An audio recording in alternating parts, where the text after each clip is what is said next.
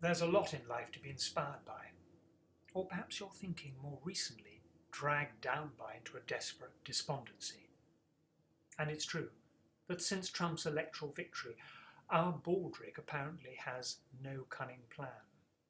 And yet, you need to be in on a very cunning plan.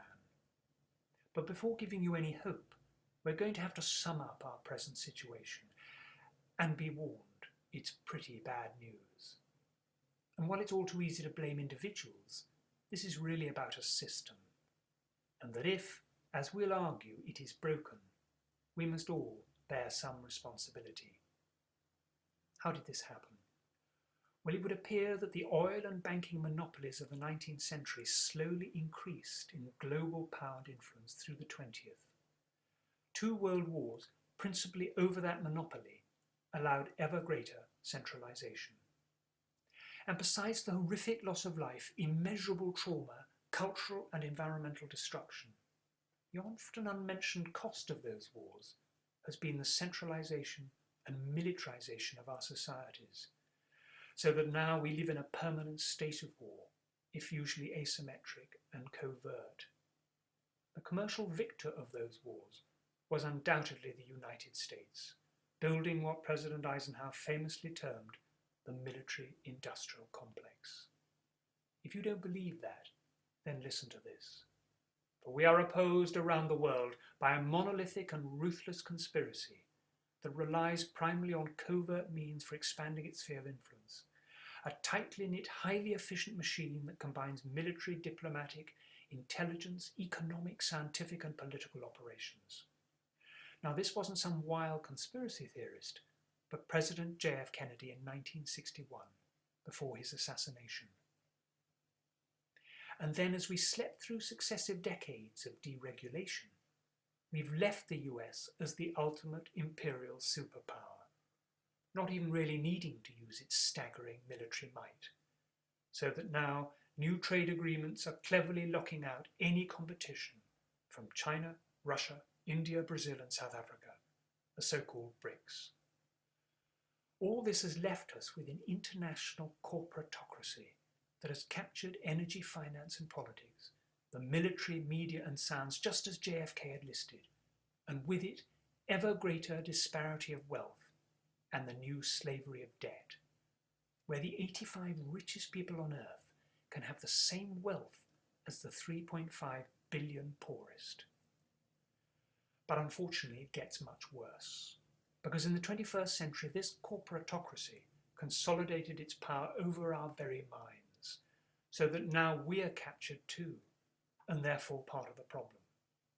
If, for instance, you still question the power of the media, just consider that both Brexit and Trump were supported by Rupert Murdoch and his 172 international news platforms.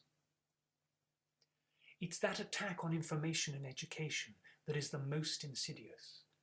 For example, as Ivor Moseley made clear in his book, In the Name of the People, electoral representation isn't real democracy. Even the early Greeks knew that. As they said, equal in all respects. Ancient Athens might have excluded women and slaves in those days, but every man, however poor, participated in its democracy. Just think, the recent US elections cost around $6 billion. That's $6 billion's worth of wealth leverage corrupting the democratic system. Now, few of us understand history, our democracy, or even how to resolve conflicts, so therefore cannot discern the false narrative of the powerful. Many believe this is the best we can do, and action pointless, that great men change the world, and that we the people just can't be trusted. Now, recognizing this paralysis is our only hope, because once we see it, we can do something about it. There simply are no great men who've shaped history. It's a myth that suits the victors who wrote it. In reality, every great cause has been won by the will of the people, if they wanted it. Just think of the bottom-up struggles against slavery, racism, sexual prejudice, and freedom of speech. Nothing to do with you? Well, think again. In South London, for example, when Brockley's Wickham Road was resurfaced, its road calming humps were reduced in height from 100 to 75 millimetres, the difference between just safe and dangerous speeds. Good perhaps for a car-driving privileged minority in a hurry, but bad for everyone's safety, for noise and air pollution and social cohesion. Yet we accept these poisonous metal boxes as a necessary evil. But did you know, for instance, there have been electric cars since the 1830s, quieter, cleaner, and more reliable? No, we're being manipulated, going right back to those 19th century oil barons. But do we care? The only hope against this global cartel, with its lethal force, is through civil cooperation and, if need be, civil disobedience. A state can only function through consent, so only a consensus in opposition can make the difference. Few have ever heard of Gene Sharp, but this American inspired all the non-violent uprisings in Eastern Europe and the Middle East with his book From Dictatorship to Democracy, inspiring many others since. Non-violence, he believes, is a slow but powerful tool. And then Burma's Aung San Suu Kyi sees democracy as an integrated social and ideological system based on respect for the individual. So more than just voting occasionally, democracy is about society's rich variety of individual organisations, of which the Brockley Society is a perfect example, vital in devolving power away from the centre to the people, us, because we don't know our own power. And as David Hume said in the 18th century, force is always on the side of the governed. Using our different talents to follow our passions, we can all think globally and act locally, volunteering and lobbying, or perhaps just spending our money wisely. However, while celebrating our differences, we still need to be clear about what unites us.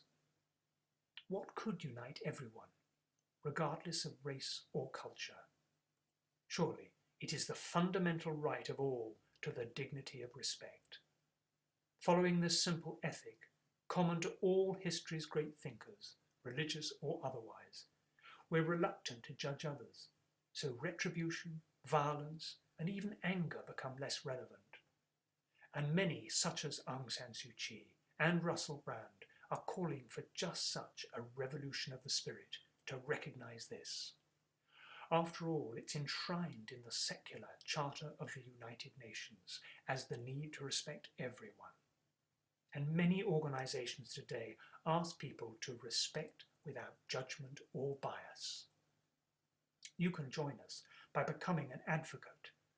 And while Civil-isation respects all the doing, it is actually more about simply being, and therefore a very personal commitment, but one that can slowly, quietly, build that consensus towards a social renaissance.